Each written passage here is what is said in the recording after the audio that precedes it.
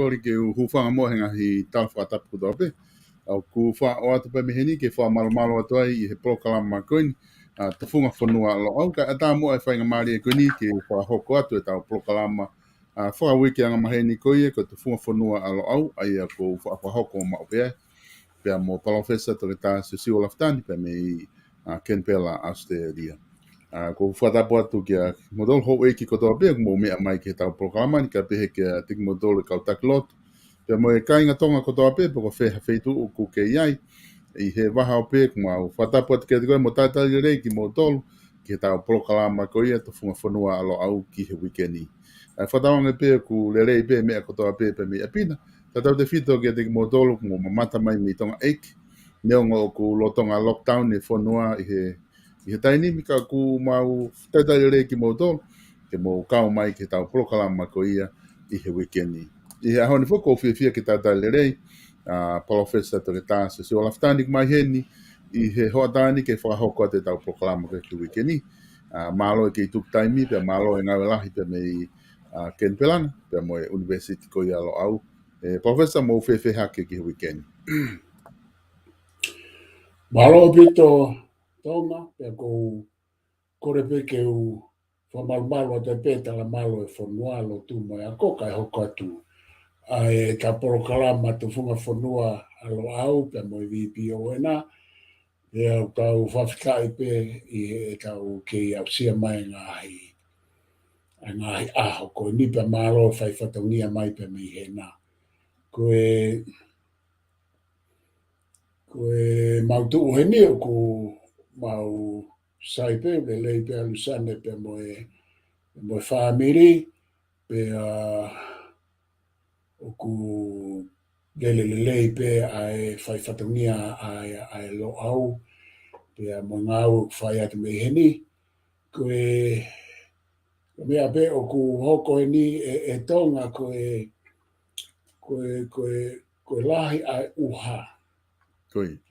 Lahi au pito e uha I e tawhaaki noate o New South Wales, whai atu ki Brisbane, hao me wheitu koe I New South Wales ko Lismore, Hawaii ki he tawhaaki noate o sene, ku whenga tā ia pite kakai ko toki o se pā ai u tem, o pe mo u vai kafe, pe alfa tā mo uha, pe ku whaloloma o pito e te wakai ki he to e hau ai kaimi uha ia koe ni, pe ku ne to e hanga whokio, te kai ke mau ha mālolo le lei, pe mo e usia lahina e hoko ke kakai, ta aunga nau ngai api nau ke ihe lo vai, te kai ke mātu le lei hifo, ta aunga api, ta aunga ngāwe anga, ta aunga business. Ku toi haweni ai uha koe ni o hoko la lahi mai pa te ne toi hanga la ngai hanga I paraparema I he malawa, I he vai kafe pia mo e te ekipe ke si mau hifo whakaukau ai kakai, pia me he whatamaki koe ni. Koe mea pia heni o kou whatonga I heni mea lahi a koe ni o ku hoko ia ki mautolu heni Australia ni.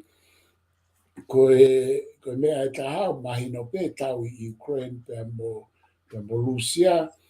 Ka koe mea ku ofi taha mai ka te tautolu pia hoha ai Australiani ai pure a ngā koe amanaki koe ni e tonga ke whai ai whapapau I ai tarite I e waha o seaina mo Solomone ke lana e aptanga tau I Solomone. Pea kua I pefoke uhinga ke a Solomone.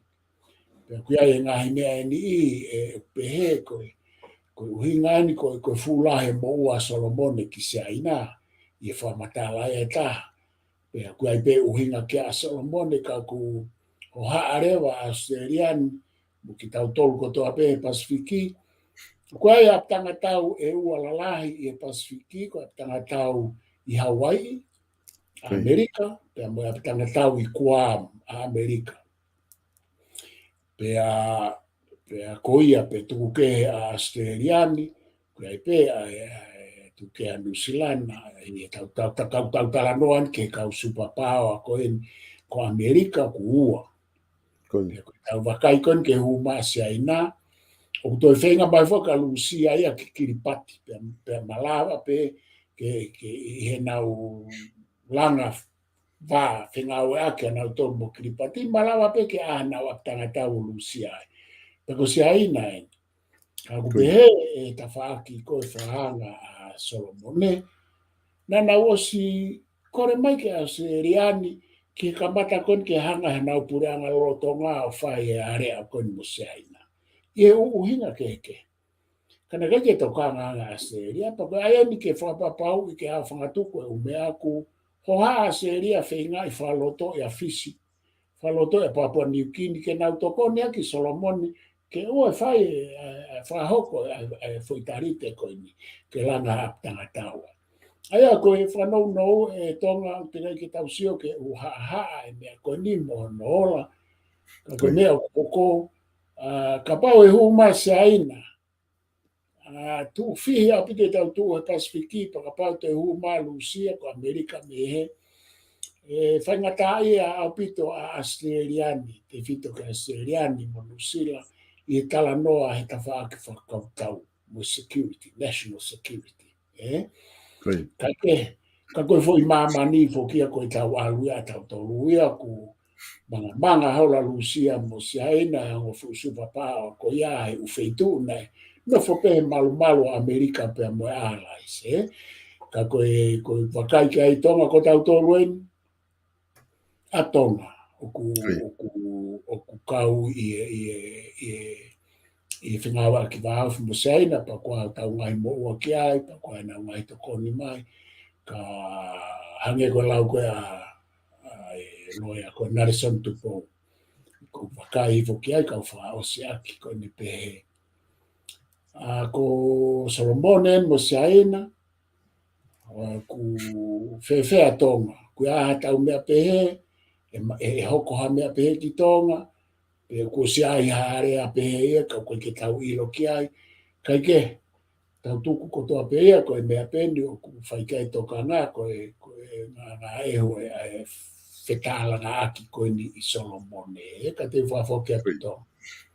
O ku maoni a pito, Professor Bagotui ko e taha ia e whakaukau maoni a pito mo mahu inga whia mau ke mahino a pito ki ho tau kāinga, pa kunga ke tau lava pe o wakai pe ki ai neongo o ki kai kia ha tau fuuiwi whewhe ke ngai whai tutu uni koe. Ni tau te whito ki he ke ngahi mea koe ni national security e ngahi whonua ka wai a tonga. E kono maoni whoki Professor au kai ke uhinga whoke ngai whanua superpower ia o kunau whia mai nā tolo take over tonga ke na mai nā tolo hoku koe tu i o tonga ngai mea pehe ka kunau uhinga nā tolo he ta whaaki whaka national security ai peko whiha whei tu e lava ke aloa tu kia hanau ki i waa hange koe ni whai Amerika na mai nā tolo whakatu e na waa base whakautau i Hawaii pa mokuamu hango ke whahaku hoko o whia mau whoki mo ngai whanua ke sia mane ko si aina nau pe au fok mo nau tolu ngai tau kunga frasio kala fi tak mahu inga le vai ai tu go ngai feitu ko inga he ka taimi go ka fai ha tau e malo ho na wivi ka pau o go ho na base he feitu ko nau hanga tonu pe ki ai o alo pe me feitu ko ia ka ngai tu nga mo oni ke no ki ai aku ko ilo i aku whakaukau se aina tainimi ko whainga maari en Professor ke nau hua rewa i Solomone o langa ho nau basic pia tau mai kia mo nau uwaka ka hangahi mea whaka security, national security o nau fuofi a pito ai ke nau whakahoko e nau ngahi ngā ue ko ke malu i ho nau whonua Professor Iyo pia ko e mea whokia tonga ko whakaukau ki ai ko ngahi whonua o tumotu koni o tautol kau ngā api. O ku i kai ke aha nau pāre tua loa whakahistoria ki e mea koe pure anga malu mo pure anga tuuma. Pure anga malu, pure anga tuuma whakahistoria. O ku hange koe talanoa. Hala he whika mo lau konga. Koe ngahi whanua penia o ko wakai au ki ai. O ku nau i he pure anga mau, pea pure anga tuu mau. i historia o Pasifiki o au ke ahoni. Aia koe ku wakai ki ai ko Tonga, Ku talanoan ke o tu motutu ku ke New Zealand mo Australia. Ko ngahi o tu motu ko toa ku nau mafuri o te mo kaalati. Ka o ikai ke iai ha whekau aki e nau pure anga wha te mo kaalati, mo e nau pure anga motu a i e ne malu mo i tu umau. Ko ngahi pure anga ia na mo vete a ngahi o tu motu, pia na wa umai o pure i wha pure anga hau ki nau tolu he uesite, pia umau nau te mo kaalati. Ka koe ku poini. Ko Tonga pe o ku pure anga malu mo pure anga tu umau i e tau alu he lau ia whe tau ki mui. Aia koe tau foi pure anga whakatui, pia hai mai ki ai ko nistu tone, pia mo te mo kaalati. Pia ko tau tolu lewa o ku tau makehe, he o ku hai e he tau pure anga malu mo tu umau ko ia tu ku ke ange e tau sovereignty, e tau pure anga tau ataina. O kune hanga hai ki tau tolu ki he uesite pia mo ngahi pure anga kehi mamani. Ko uinga ko fo itala ko ia, mo fo historia ko ia. E tau whatata. Ko Solomone. Ko kia pure anga manu ia i Solomone pure anga tu umau he tau alukimu. Ko tau alukimu ina nau whamatakari mo vete nau to. Ko kia nau fo i sino ta ke whatau ke mahino e nau tu uta wataina. Ka tau wakai rewa ke ngai pure anga ko ia. Tata. Tau wakai rewa ke ngai pure anga ko ia ko Solomone. O ku hange ko o ku nau te kina horope ki nau tolu. I he fo i uhinga ko ia o ku lawe ki ai. Ka pau koe mo o nie pe ko uhinga ai fo itarite ko in ke ai atanga tau asia ina ko uhinga ulahi ho nau mo ua. Ko so ko ngai fo nua pe he ia nau ba musaina. Ka koe poini ai o ku asima ai kai ke nau lava le vai le rei ai malu mo tu umau a nau pure anga. He koe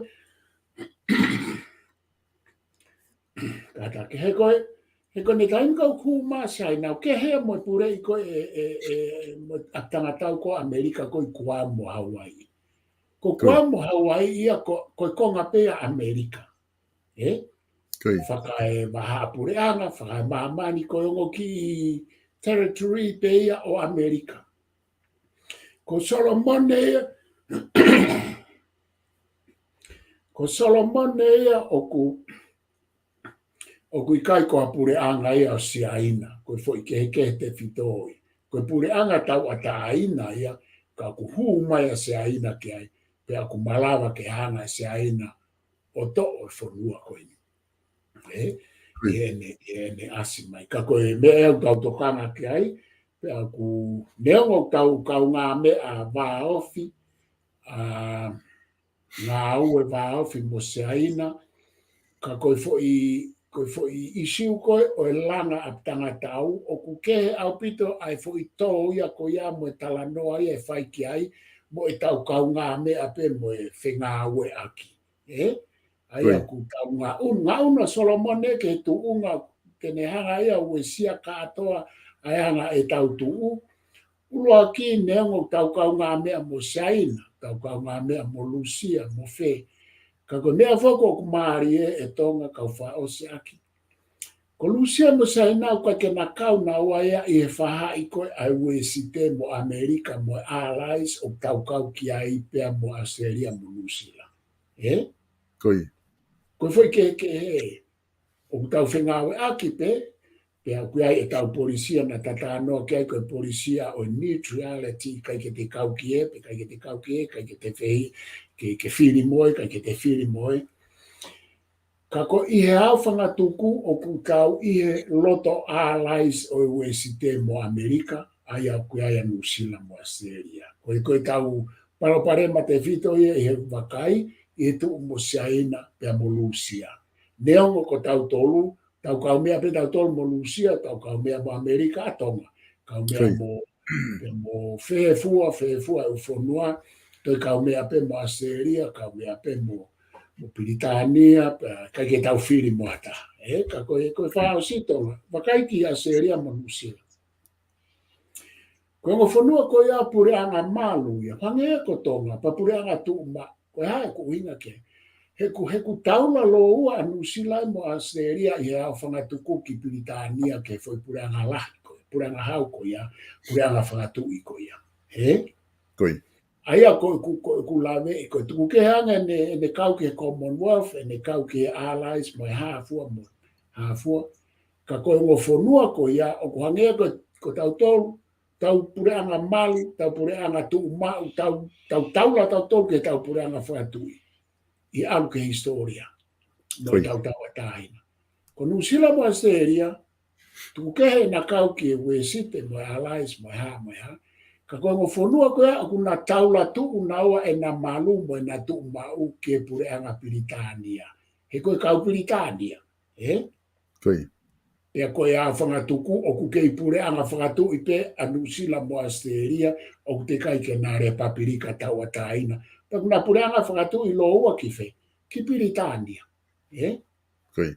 Aia o kuia e pare tua. Ko tau tolu, o ku pare tua Nusila mo Australia ki Piritania, tuku ke heange whikawak mo Amerika. Ko tau tolu, tau to e pare tua ke ufonua ko ia, whahistoria. Pea tau tolu pare tua, pe tau tolu ki he tala a tau pure anga whatu i mo taimina tau pure anga Hawaii. I he historia. Ko lawe whaosia pia e tonga ka whafoket malo. Mo lahi a pito, Professor. Pea kutu mahu inga a pito ai e ta whaaki. Ko ninga he tau wakai foki, Professor, ke whaos aki, ki he, a hange koe ku ke whamatala ki ai, ko tonga ia o ku tau Allies, tau tolu i he Wesite, ai kuku ai ko Amerika mo mea. Kaku tau wakai foki, Professor, ki he, ngā unu mai a se aina mo na ngahi tokoni, mo na ngahi ngā ue ko tau peku whai whawapure anga ki tonga, o ku mālohi a pito pia nau tokoni lahi a pito ki tonga, he ngahi mea ke he kehe. Aia ka kone tuu whakana ko ia, o kei malawa pe ia ke nau, he ne tuu i ho wakai, e kei malawa pe ia ke nau hange ko ni, ke nau hange mo koe mea kou nau whai Solomone, o ware pe ku wahanga hiare ia koe ke i whaha ilo ke ai ku nau whotuha nau peise ana toria i tonga o kei malawa pe mea pe he neonga o tau Allies ta tohe Wesite ki Amerika mga konua ko ia. O ku ki whai ngā taa tau tōru ia tonga i alu ke ta whaki i whakakau tau. Koe. Koe whika uloa ki o ku lae ko lahe ngai uhinga ki ai te tau pehepe koe uhinga uloa ki ko e tau whekau aki whakakau tau o ku ikai ke tau whekau aki whakakau tau he historia mo siaina. Koe. Ko e tau whetokoni aki whakau tau, ko e tau kau he tau, ko e whai ka atoa pe mo e Wesite mo e Allies. Koe. Te kai ke aha tau ia nā tau kau mo siaina. Koe. Pe te tau tokoni ke he whakameli no ko uhinga ko siaina. Ko e tau uloa, ko e kataki, ko e tau hono ua pe. Kana kai ke tau o tau tolu ia ke tau ko uhinga ko siaina. Neongo nai hawa siaina kau mo Allies, ko nau tau ka atoa mo siamani. Kana tau o tau tolu ke tau ko ia, ko uhinga ko Amerika mo Piritania mo Australia mo Nusila. Koe. Aia ko ku poini, ko poini whika ulaka te au, te kai ke tau kau whakakau tau tolu ia i ha tau pia mo siaina. Ka koe ngā hi whanua Wesite pe. Pea ko ki nau tolu pe tau whiako aki whakakau tau, tau whengau aki whakakau tau, pea gua o kau ai whanua ko Isleri. Ko Isleri pe whaata ke hu mai ki tonga. He ko hinga koe ha, ko Isleri o ku kau ia he Wesite. Koe. Tau os whengau aki tau tolu mo Lucia. Tau os whengau aki mo siaina. Ka oku te eki ke tau whengau aki whakakau tau mo Lucia mo siaina. Koe. Mahino. Mahalo na guai peha ngai mea ka koe ke tau ilo ki ai, ka koe mea kou mahino mai ka tau tolu. Monla. Ko mea taha e tonga, neongo o ku lahi au pito e tau whenga au e aki, o au ki he tau whare o ha mohe o fō, au ke tau kautaki mo se aina. Ka koe wā ko tau tolu koe mo Australia mo nusi la ihe tau tala noa pen ki he hatu i mo e whare alo. Hei kaito e ofi ai wā ofi ai hatu i a tau tolu mo e whare alo mo ha whonua ka ko Piritania, New Zealand mo Australia.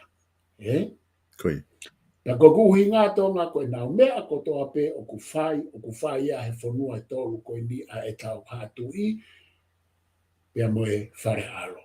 E nā wako mo e nau mea ko toa pe tau wakai pe ke whatātā. Kai ke uto e au ki New Zealand tau aia Australian. Lahe au pite o mea na e whatu ai mo ui o e tau hatu i mo e whare alo me New Zealand e mea ke. Kai ka koku ki koe whatātā pe ia ki hanga e tau tuu. Pa koe tū rewa koe ni, koe tau tamatu i tu pou ono. Na e ako hen. Ma ono ma a uai. Te ui ai whanua koe ni. Pe aku kau ia i e o ate e koe komiti whakakautau ai Pasifiki a Australia mo New Zealand mo tu o ku kau ai tamatu i. Koe ke kawasi aina.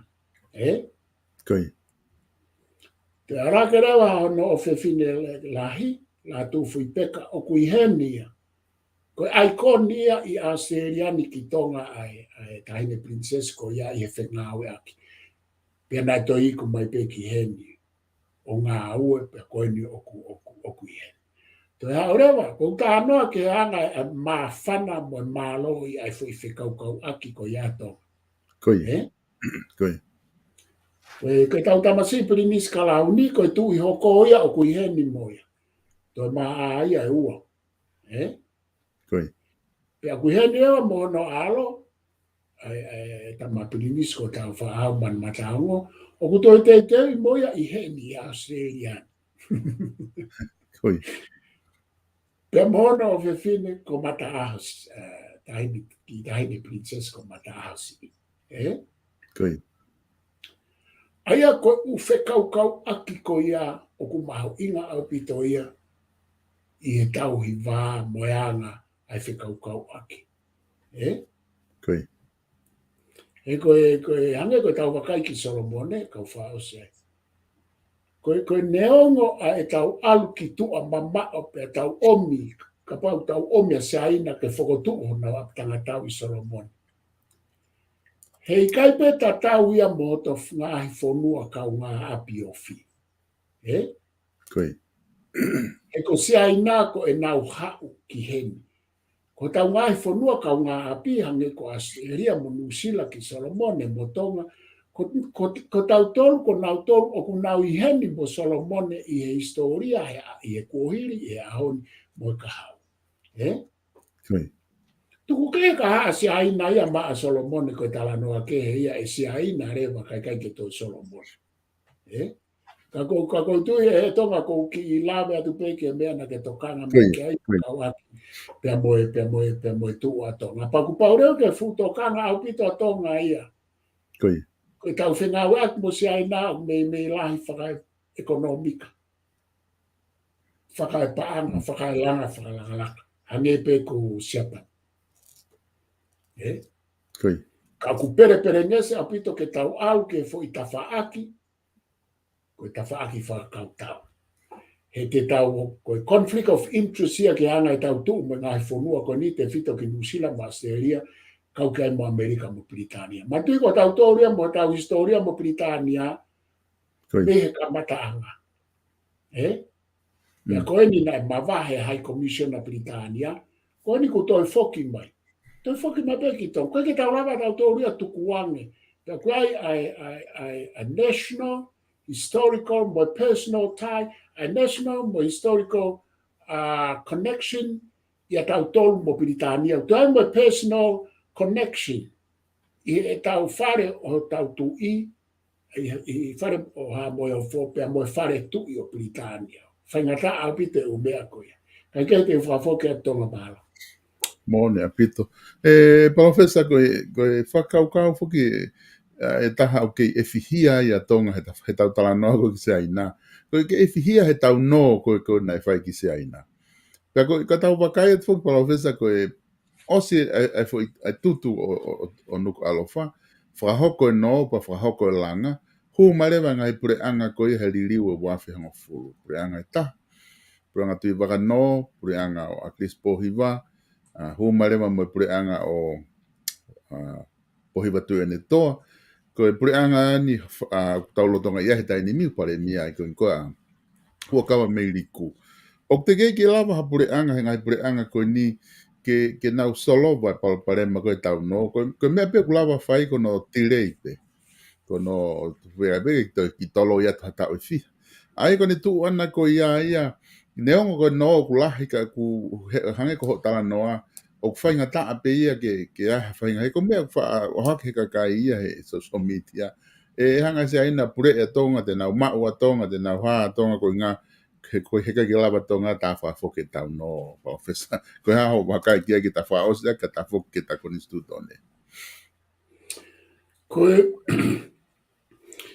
tū koe i he kataki pe i he ku ki allergic. Koe tū koe i he ahoni o ko whaatare atu ai. Koe tū koe he ahoni ko haa moa o moua lai tāki se ai nā pe mo Solomon. Koe tau te au miliona pe koe tau wange au miliona me he no oku si ia ke whawheona ke ngā i whonua koe ni. Ai moua ki se ai nā.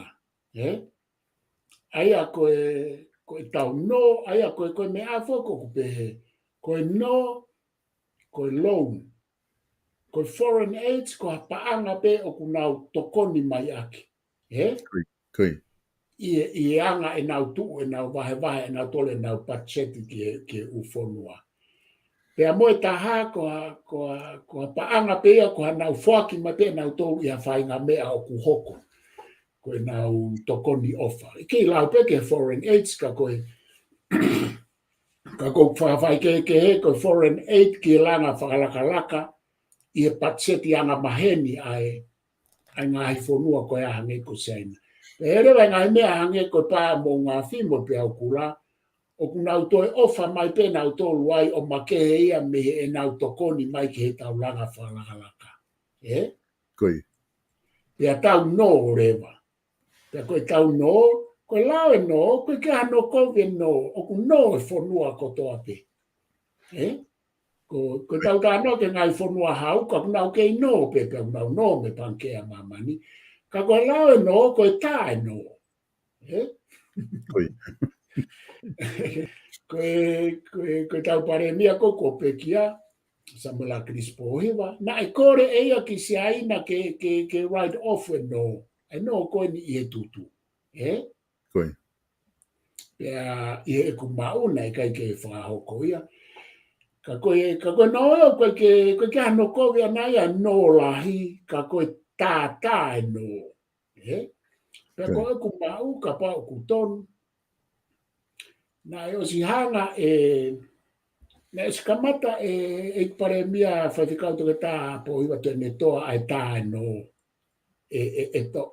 Tonga, ka pao ku tonu e ku mau. Koe loa ai no ia e makatu ngaia me ono tā. Pea ku mahino pe koe tau tā e wangi au, ka pao koe wangi au miliona. Me he tutu onu ko alofa. E loa. O ka pau ko ka matata ku osfe unga ia tā. Pe koe hano loa, ko loa pe ke tau tā ka matata no. Ka oua tā, koe taimia koe, o ku wai koe o palapare ma ia. E palapare ma pe e tua ia e tā, ka at least o ku tā mo ua.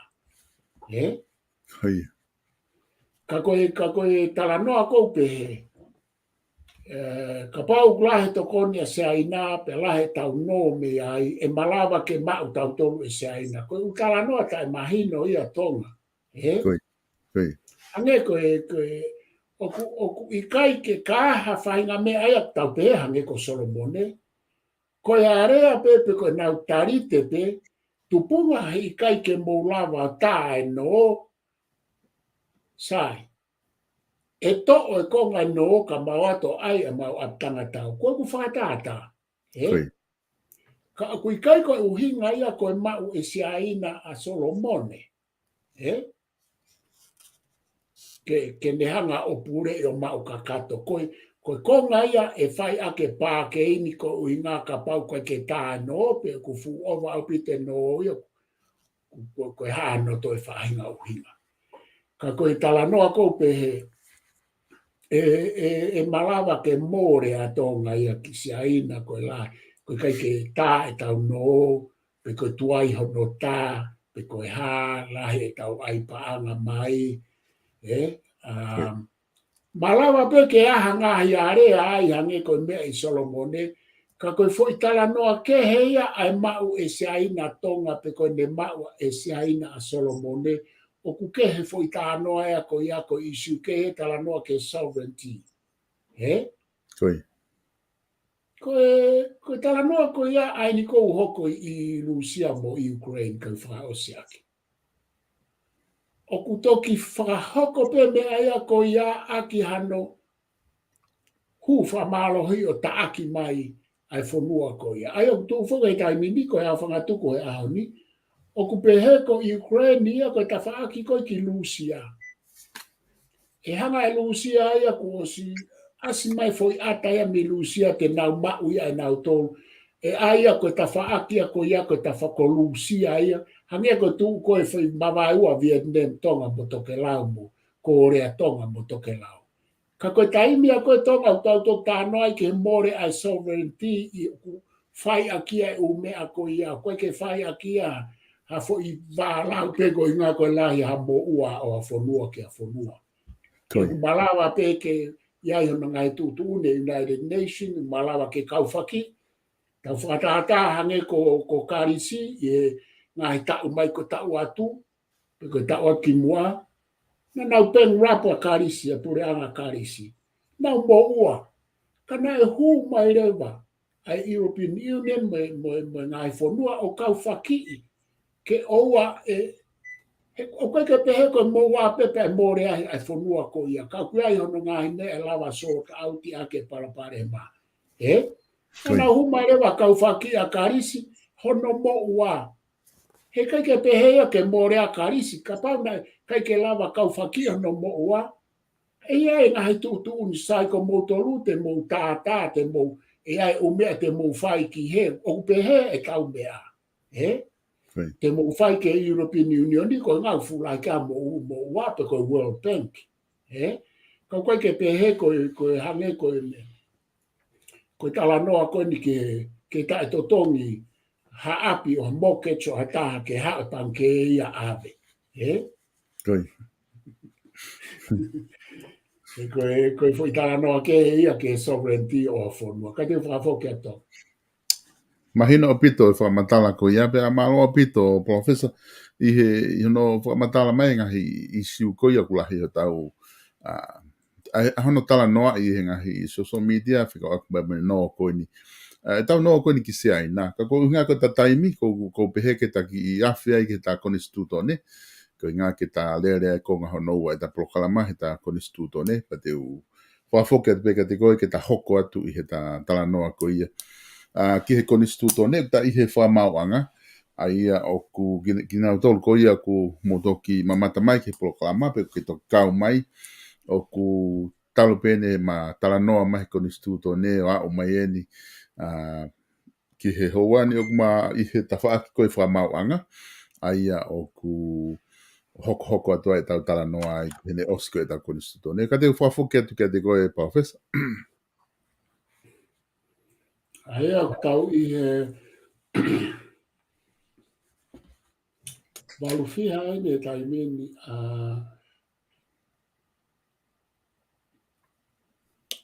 Waluhiva. Waluhiva. Koe ngahi mawhai. Kupu waluhiva. O ku ia kau whamārahi ke tutuuni ki honoanga o e whai o e ngahi hopo sula mo e purei a anga o e whai o e ngahi whamāwanga sii mo whai a ngahi tutuuni ke ngahi mea o ku kau ki he whamāwanga. Aia koe whatongia aia kau whamārahi Koe. So ke ne hau koe ki he mea whekau aki pe mo e whakale pe mo ngahi tutuuni o e whamāwanga. Pe mo hono ngahi anga. Hange ki he whatata ki hopo sula. Koe. Mo pure e anga e ngahi whamau si whamauanga si whamau polisi. Kuna mea ko iau whai katoa ia e he kau whamau lahi. Kau whamau lahi. Koe. Aia koe kau whamau lahi ia i whamau anga tangi. Whamau anga pe mo whamau anga tangi, whamau anga lahi. E koe whamau anga lahi te. Ka koutui koe poi ni tonga, koe ke kau waha pe noro. Koe. Ki alu ai mea koe ni ki he tawha aki, koe mea pe ia ai kau whamau lahi. Koe. Kai ke kau ai ha eksensela, kai ke kau waha pe noro, kai ke toi kau ai hame a mei tua hange koe minista o e ngā oe ai lao, ai justice. Koe. Koe whatongia, koe mea mau inga ia ai whatongia. Ke mahino mo ho nau kehe. He kai ke hao e pot ngā oe justice, pot ngā oe lao, o whae ngai mea koe ni oku o whakahoko pe ia. Ai koe no awhanga tuku malawa ke tau pe he. Koe atamai e ni o whamau anga, koe kau whamau lahi. Koe eiki whamau lahi mo kau whamau lahi. Koe. Atamai thinking, tuku kehe ai mea whanga we ia hu mai eksensela, hu mai penolo. Koe kakai e ni mahu inga taha e ni hanga he kupu waluhiwa o si pela mai. Koe. Taka mea iau mahu inga ka te au he tau tānoa, ke tau ilo ai kehe o u whatongia mo e nau whekau aki. He ko hange koe tau whaatala noa he kai meni i, ko eksensela mo e penolo ko nau tōlua, ko nau atamai he mea kotoa pe, pea mo e tui mo e whatato ko ni moni pe. O moni pe ia he kuiai ho nau ngā he whatongia. Ka koe alu atu pe koe e tau mahino i angi ai ngā i kupu, tau mahino i rewa, ta koe nau ngata nau tōlu he. Koe. Ta koe nau ngata nau tōlu he. Ta koe ku hau ia ki he pea alu pe ia ke ta wha ki koe. Koe. E se koe foi poini, pe koe foi kupu mahu inga ane waluhiwa ke whamahino ke ua te tau fihi aki. Mo tau whefusi aki a tala noa i e u whatongia. Pa kou whoki mai pe ke poini o kou whahanga whamamawhai. Koe whatongia, koe mea ia mahu inga taha. I koni stutone mo lao. Koe whatongia, ko ia. O whaloa koe he tau alu ki mui e historia e lao me koni stutone. Koe whakawhai ke o whatongia. O whatatau ki e lao mo koni stutone o whatongia o kau whamau lai. Kupu hiwa no ato, ko anda koe whetanaki mai. E kai mahino pe kupu ko ia Professor hoko te pika. Ko kupu hiwa noa, o ku ie whamau, ko ngāi mawhai o whamau anga lahi. Seo to e tao mai hiwa noa he walu hiwa. Ngāi mawhai, ka koe ni ngāi mawhai o whamau anga lahi. Alu pēni ki ngāi mawhai pe o whamau anga lahi. Koe walu hi wau tānoa ki mawhai o kau whakamau lahi. Koe. Ko hiwa noa tānoa ki ngahi mawhai o whakamau angalahi. O ku e whakamau angalahi ke whakamau a ngahi mea o ku kau ki e lao mo whai totonu. Equity. O hange ko konistu tone mo ngahi lao o pure anga. Tuku ke a ngahi hopo whikau ake mo ngahi mawhai whakalao. Ki kere aia kōpau ke whamau, ia whamau anga whonua, ka e ngofua ke whai hatangi ke whatato koni, e ngahi mea whikau ake mo ngahi tofia, mo ngahi ngoa tuku whao pe whamau anga tangi i ngahi mea ke whikau ake mo kere. Aia ko e whamau anga lahi, whai ki ai ko ngahi, ko e whamau lahi, ke whakamau ai ngahi mea o ku kau ki e lao mo i whai totonu. Mea ko toa peo kau ki e lao mo i whai totonu equity, o hange ko konistu tone mo i ngahi lao o i pure anga. Konistu tone mo ngahi lao i pure anga, o ko whamau lahi me hanga whamau ia. Tuku ke ka pau ko ngahi mea, pe a ngofua ke whahatangi. Tuku ke ka pau ko ngahi mea e alu ke kere, e alu ia ki e whakatato koni. Koe. Ka koe ngahi mea whakatato mo kere lava, malawa ke alu ke whamau anga whonua, pe a ngofua ke whaihatangi ki e whakatato koni. Pe koe whamau tangi. Koe. Pe koe ngahi mea ku kau ki e tarite, mo ngahi pure anga muri, pe mo ngahi mea ku kau ki e kau minista, mo kau konsela, mo ngahi mea ku kau ki e wholau i tonga. Aia koe ngahi mea koe a kau ki e tarite, kau ki kau konsela, mo mea, koe ngahi lao koe ia koe mea ia o ku whamau ia e whamau anga lahi. Koe.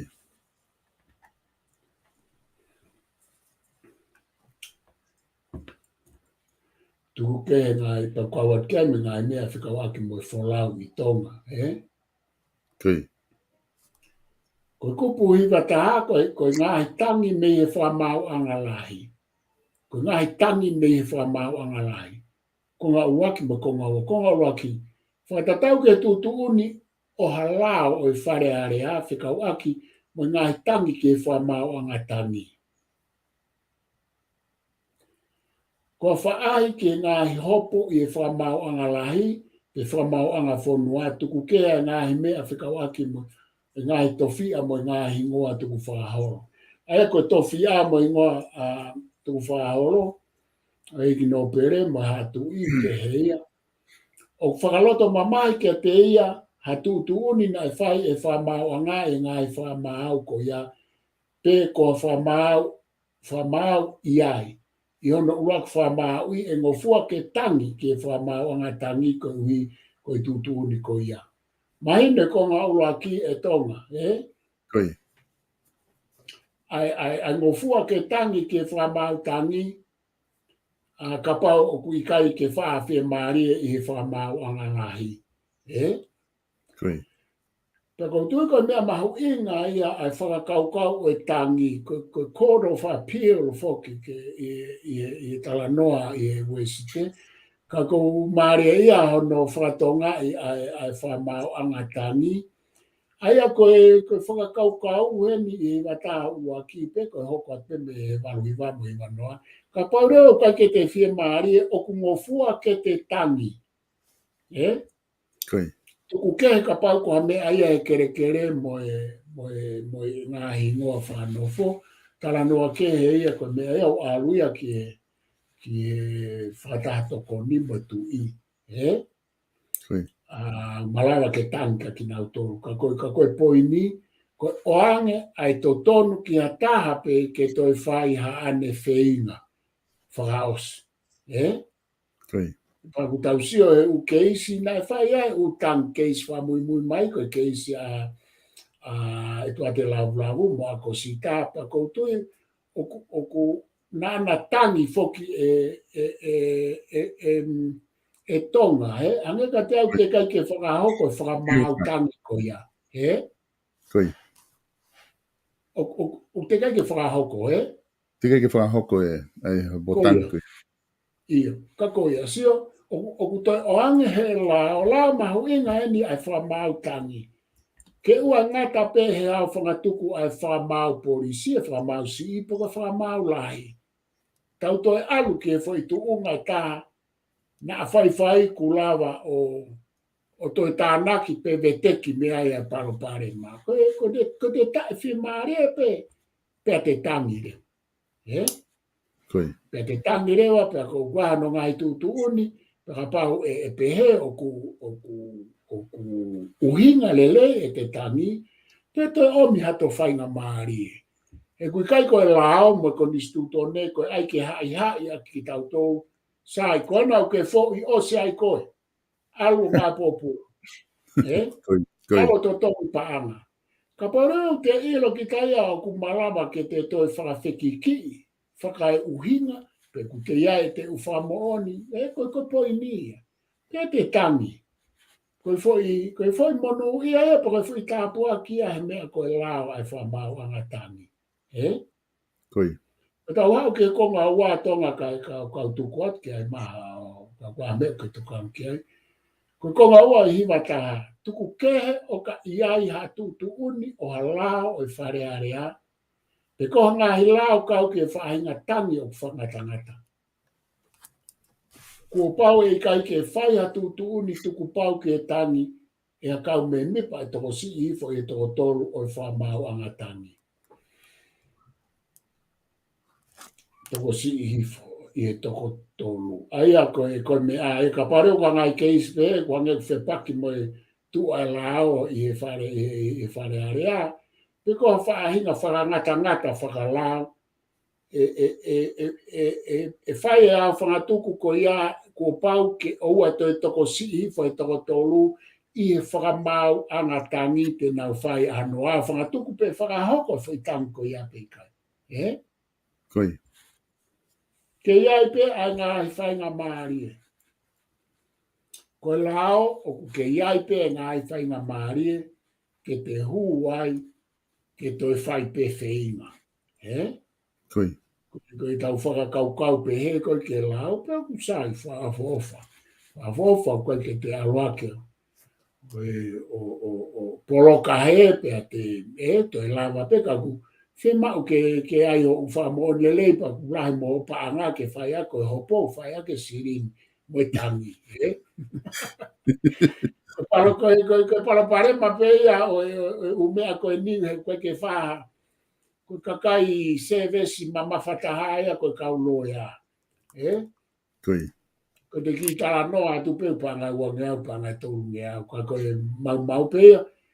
Ku meu sai e koe ngai polo kalama legal aids. No toko ni i. Kakai e whonua hange ko murini. Koe ke maure rei ki tonga. Koe ai pe u polo kalama ai. No toko ni e whai e kaulo ia. Me kaulo ia pure anga. Ka koe mea au sirin ai hopo. E ku whakaofa foki e tonga ka foki atu si ai ka ia ko tala noa pa o maa tala noa mai ka te au i tonga. Nau whe mau ke nau tangi, whe mau ke hopo i e ka ia sirin. Koe. Pa kuanga e pia whai tō ata mai ko na wo mai pe sio mai ka te au na ha ku tokoni. Maka i ko haloea au pau. Tala no ai pe ke hange pe whanonga ko na wata mai, ko ke asiri e whakahopo. Ka te tuku atu tonga malo ka tato ki hoko atu ka pau kei taimi. Koe. Professor ko tui koe ngahi kupu maho inga eni ku o whai ke ho tala noa. Tato whitu hango koe kupu ko ia i he kupu hui bataha. Ko wakai hifo ki ai i he kupu hiwa noa. Kamata mai me kupu hiwa noa. Aia koe kupu koe ni na me he tahiwa taha ono, pa nau whai peki mono ki ai, i he tahiwa whaua. Pea koe whaka o siko tahiwa hiwa noa. Aia kupu whea ia tonga kata. Walo a hiwa noa ia. Hiwa noa, okay. Ngai mawhai koe whaka mawanga lahi. Aia koe na kai ke whahanga au ia ki ai i he wafhengo furu. Kupu hiwa taha koe ni nakta no kai ngahi tangi me whaka mawanga lahi. Aia koe kupu hiwa taha uluaki, koe tahiwa hiwa noa pe na whai ai koe time pe na wha fotu ai kupu koia. O whakahoko ai koe ngau ki kupu koia, koe tahiwa hiwa noa. Ai koe kupu ua rewa koe tahiwa ono. Ai koe kupu hiwa taha ua. Ai koe i ngau koe na whakahoko kena talo pe me tahiwa ono, koe ke toe li liu. Aia ko ngahi kupu mai ko wakai fo ki ai o ku ke ngahi tata whi ngahi kupu mahu inga koni ko ke tānoa ki ai. O ku naka ke te whahano kap ki muini ko e talo pe ngahi di riu na whakahoko a o mai ke tahiwa noa professor ka whafoka pe ke tahoko atu. Ia ko kupu hiwa mahu inga ia tonga ki mo ke u hoko atu. Ko ngai kupu ia o ku asi mai nai sai peka ke te whaha toi fuu. Ai ko tahi wa no ko kupu wa ko ngā ua ko kupu ia nei loa mai ne hao moi. Ai ko ngā ua mo hiwa taha ai. Koia. Ia ko taha re. Ko tahiwa no. Nai toki tāna ki atu Koia. Ka ki mua pe he wā whi hongo fulu Ki mua pe, ai ko whapu ngahi tau wha mui bena whai ngā ue ki ai ko tahiwa hiwa noa. I ngai kupu koto Okay. Koe kupu hiwa ua, ma whai o whakamau anga tangi. I whakamau anga tangi ke whakamau i mo whai hatutu ni ke ngāhi tangi kotoa pe, koe uika konistu tone pe oa lao o i whare area. Ai aku whiunga whakalao me, ai aku whiunga whakalao me whakamau anga rahi, pe whakamau anga whonua. Tuku kea ngāhi mea whikawaki moe, mono whapapau e ngai tofia me ngai ingoa tuku whakahoro. Pea whakamau, peha whakamau o ia. Pea ko pau ke toi mau moha, pe koha mawhai whakalao ke e tuku kia te ia e lao ko ia. Ai ko tala noa pe ke whakamau anga tangi. Ko tu kumahino au pito pe ia e tonga, ko e whamau anga tangi, ke whamau i mo whai atutuni ke ngahi tangi kotoa pe, ko uika ko nistu tone pe o harao e whare area. Ai aku whiunga whakalao me, ai aku whiunga whakalao me whamau anga lahi, pe whamau anga whonua. Iyo, ai oku whiunga whakalao, oku tāu whakalao, me he whamau anga lahi, pia mo e whamau anga whonua. Pa ku tuku kehe mau pe, ai me pe for exemption ko e ni ko tuku kehe mau pe, ai me a ki e tofi a, pia mo e, ngai me a whika mo e tofi a, pia mo e ngā hingoa tuku whaholo. Oku ata ke tau whamau, i he whamau anga tangi, ai u tangi kotoa pe, tuku kehe pe ai me a ko e ni. Koe.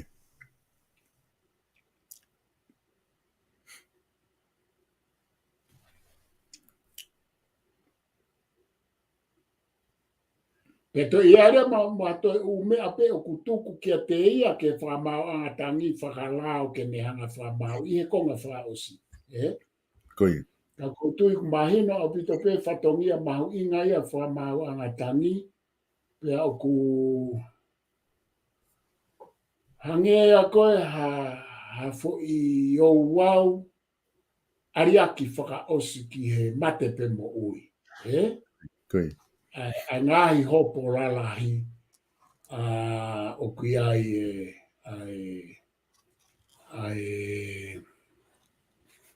o koe tau kapo ana i he whaunga o lao me konistu tone ke ne toi ala whakaosi mai. Koe. O whai ha toi ariaki.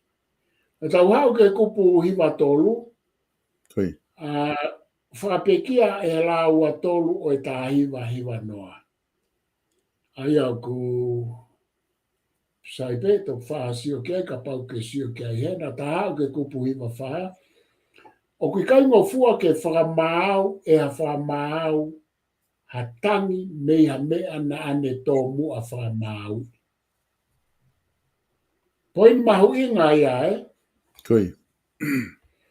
E kai ngofua kia whakamau lai ke ne toi whakamau i ha mea na ane tō mua whakamau ka iai ha whakamau angatangi e whai. Ko mea whakani nei o hake e Clive Edwards i he whainga koe ke toi tangi koe ke ai ke whakamau i ai tūtū. He? Koi. Ngane o hake poini koe ni ai kupu hiwa wha o kune pe he kai ke toi lava whakamau i ha mea ki e tūtū he nae os whakamau. He? Koi. Ka koe poini whoki nei o hake e ami i hia. Koe whakamau i koe o i kau mate e toko walu na e te kai ke whakamau o i kau mate whakatau taha. He? Koi. E koe poine taha koe nau pehe na te kai ke whano whakamau i pena e palani ai tūtū pe i kai. He? Koi. Kana e tāri pea klai ia me e kupu hiwa wha kua osi he i kai ke ngofua ke toi whai hano whakamau. He? Koi. Aia, o ki kai mahino ni ka te au, mahalo ku hinga pe ia po tatau e pe poko hai e whamau i e whamau tangi, ka i kai toi ngofua ke toi o atu hake ista tau na e os whamau, e ha whamau i e whamau tangi. He? E koe u hopo whamau lai, koe hopo whamau polisi alu whamau lai, na e alu i e u hopo tutu o alu o whamau lai whamau tangi. He? Koi. Na e ni i he u hopo ko ia. Ke ka hoko atu tonga, ka ho wakai mehena. Ia e pawesa koutu o ku mooni apito e ai whamatala kouku ke whai. Koe kupu hiwa ua, o ku maho inga apito kupu hiwa ua. Koe kupu eni o kunihanga o mai, koe kupu koe ni e pawesa na e koe tahiwa o no, pe ngau e pena e whakahoko ke ai koe tahiwa hiwa noa. Ai na kai ke te fufaha ngau e ki ai o lere mai o ki mui. Ai kupu koe ni hiwa ua na tala noa koe ki o ku ka ave koe tangi, kua pau ke wakai i foke whamau alahi e tangi ko ia pe o ku whiunga. Ai o ku whaatamena tolu ke whae tangi, hataha pe ke ne whakahoko tangi, ka i he taimi tatau pe kua pau ke wakai i whamau alahi e pe o ku whiunga tangi ko ia ke toki ave ki whamau anga tangi whanua pe ko ave ki whamau anga tangi ko lahi.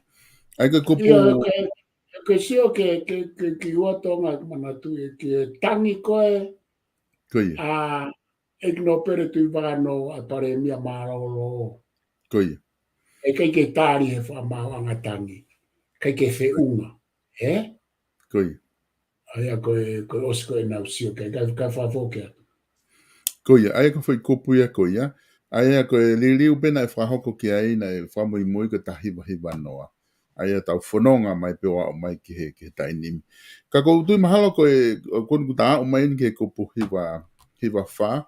Ka ku ngā ka ta taimi e pawhesa ko re pe ke ta whama apo pe ai ka waha mea ke te loto ke whama apo ai ka ta toki hoko atu i hewi ke kahau. I kupu hoko. Mahalo a bito tonga koutui o ku sai a bito e ta whama apo ai. Koe ka mea umauinga ke te au ia tonga i e ta hau ku toi mahino angi. Ai whamau anga tangi, mono mawhai, koe whamau anga lahi, koe whamau anga whonua, pia pehe whoki ki e pia mo e whikawaki mo e whakatato koni. He? Koe. Koe whoi wahe ia e tolu mauinga. Koe tumu ia, koe mea ku mauinga, amin o ko whiwhia, o talawa hauai, whai ai e ta wawangai mo e ta tātālanga, mo e ta tāra noa, he koe tumu ia. Ta tāra noa ni he tumu o e whamau anga. Koe. O ku lawe pe o kupu koe ni ke whamau anga CE, po e whamau anga polisi, kau koe ke whatara noa. Koe tau nofo eni pe ma nofo ngāhi kupu koe ni i ngāhi whamau anga lahi koe tau potu tahai. Whamau anga tangi, whamau anga lahi, whamau anga whonua. Pea koe mea koutou whiawhia i tonga ke wha ose aki, koe ka hakono no whanau mai ngai kupu koe ni, pea aku mahino re vai e ne kehe pea moe eik sansela pea mo e ne pēnolo. Koe. Koe kautama ni au nau whakakaukau i ai whakalere whakae lao o mea koe whamau anga. Koe. Koe whai whatongia eik sansela mo ne pēnolo koe nau sio ke anga ai ngāhi lao, i ngāhi lao e whakotu, mo ngāhi lao e whau i ene hangea mea CV pe, koe u mea CV. Ka koe kautama kou nau whai no whakaukau ke whakahoko ngai tūtūni mo u whatongia koe ni o e kau whamau lahi, pe mo whamau anga e tolu. A e nia a whamau lahi, te whito ke kau whamau lahi, o ku whaia i he fo i whamau anga e tolu koe. Te aku mahino au pito heni tonga au kehe au pito ia mo mea au whai e potu ngā au e lao. Tonga? Koe. Iyo. Koe potu ngā au e lao, o ku nofo ia i ngai mea whakalao he whakalere o e pure a ngā mo nau ngai potu ngā au. Mo ene whikau aki mo kakai i tua. Koe taimi pe e tō mai ki he whamau anga, koe kau tā mai a koe ni. Tuku ke whamau anga si. Ene hau ke whamau anga lai, whamau anga tangi, pia mo whamau anga whonua, pia ke herewa e me hua lewa ke whatato koni, tui i he whatato koni. Ta whatonga e ta hau koe ni, ko ke te whata anoa ke exensela, ko ke te whata anoa ke pena, lo ke te whata anoa ke tui pia mo ene whatato koni. Koe. Maru sa ia tonga kau whafokeat, whamalo atu ke tatak mai ta proklama, pia ko whamalo ka te motol ko tape, mo kau mai, mo mea mai, no tau te mo mea mai e ka hau ke proklama ko ni. Ovalaya. Malo pito, professor kwa malo lahi atu he lava e ta proklama tufunga whanua alo au ki he wikeni, ka ta mawa e ta toki hoko atu i he taimta tau pe wiki ka hau, o whaatu ke te goe pe moe family hena. Malo pito tau. Malo. Kai ngō mawha malo lahi atu he lava koia ki mō mamata mai ki tau proklama koia aho ni. Wha malo lahi atu ke te mō tōru kotoa pē ku mō kau mai. Ka tau wahe i he proklama koia maho inga koia ku lava ki whai whakatala noa. Pa moe profesa ki he maananga koia alo au i loto Kenpela. Whatawanga pena e ongole rei atu e tau proklama ke te mō tōru ki apina. I he taimita tau pē, toki hoko atu e tau proklama. Ai ko taimi taha pongpongi ko e proklama ia whatwhanua fo au pia mo piven piukala taimi taha ho ata ko e proklama whawhango o Saione pia mo whaiwhikau Sale Sivaka pia i he taimi whae fiafi ko e proklama e whakahoko ia pia me he mitia whaifia koe maananga lo au pia me Kenpela ai proklama vavanga pia me iai i he taimi wha ia fiafi a pongpongi ai o wha fiat ki modol ki moto e mea mai pe he taimi te tau ai te ki tau hoko atu i he proklama ko ia a pongpongi ki mua ke poki mua uwhi wha malo lahi pe ki he South Pacific Loans ai kau taha ko ia o kuna o tokoni mai i hono whahauko ko ia ngahi proklama ko toa pepe me heni ai ki ngahi kau taha finance ko ni a Static Tupo pe mo sa South Pacific Loans